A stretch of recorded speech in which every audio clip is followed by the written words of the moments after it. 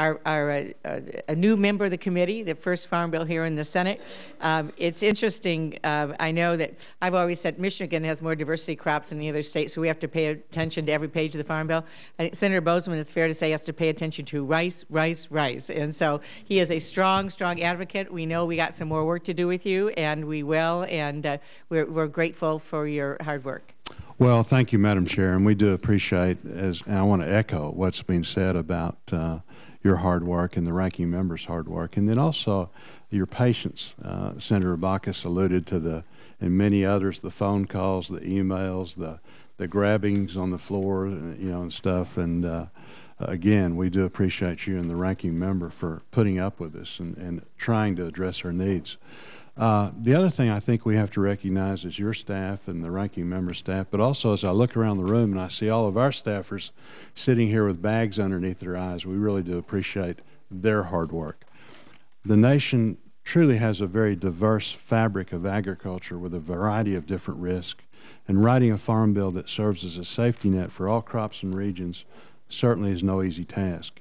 Yet the responsibility is with us, and we must embrace it to ensure that the United States continue to have the safest, most reliable, and most affordable supply of food and fiber in the world. Our nation is at a crossroads, and we're in desperate need of fiscal discipline, fiscal restraint.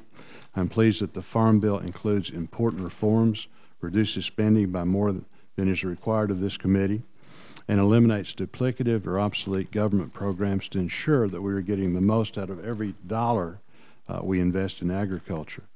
The forest title contains important improvements that will benefit America's forest industry. The improvements to the USDA Bio-Based Markets Program and the Manager's Package will allow forest products to be included in the program. The current USDA Bio-Based Markets Program favors foreign products over our American forest products, which puts American workers at a disadvantage. So I'm happy with the progress on this issue, and I appreciate the effort to promote and purchase our renewable homegrown products. Crop insurance also contains some important improvements in the provisions for irrigated and non-irrigated enterprise units, supplemental coverage options, and yield plugs will help many producers who may have otherwise been left unprotected by the elimination of direct payments and the countercyclical program. At the same time, this is not a perfect bill, and I have serious concerns about the commodity title and the impact it will have on Southern producers and the planning decisions that they'll have to make. I also have concerns about some missed opportunities in the terms of eliminating waste and abuse in the nutrition title. The commodity title, as it is currently written, will have a devastating impact on Southern ag, which relies heavily on irrigation and therefore benefits less from crop insurance.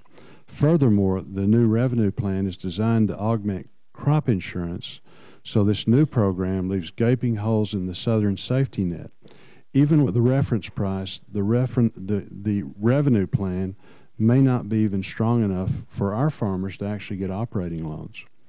For example, most estimates find that rice, as you mentioned earlier, would lose more than 70% of its baseline, far more than their share. However, this is not about one crop.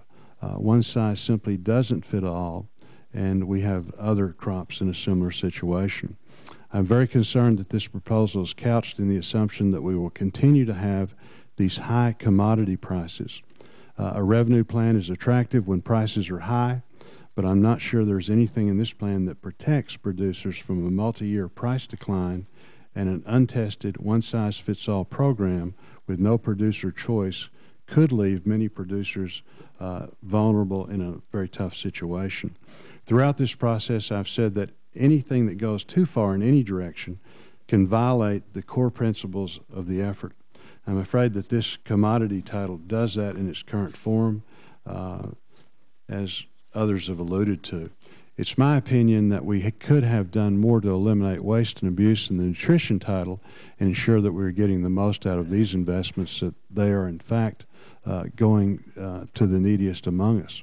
We should have fully closed the LIHEAP loophole, which artificially inflates benefits for SNAP recipients. And there are other things we can do to save money without reducing benefits and reinvest in other critical nutrition areas and deficit reduction. But just because there isn't full agreement doesn't mean that our farmers stop needing a safety net. In spite of our differences at this point in time, I'm still very optimistic. And the thing that I think that we all agree around the table is that we very definitely need to pass a farm bill as quickly as we can.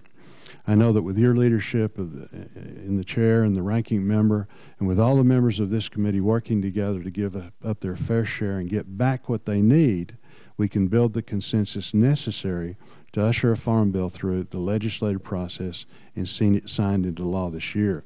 We can do this, I think, while preserving the safety nets, making reforms, and achieving deficit reduction.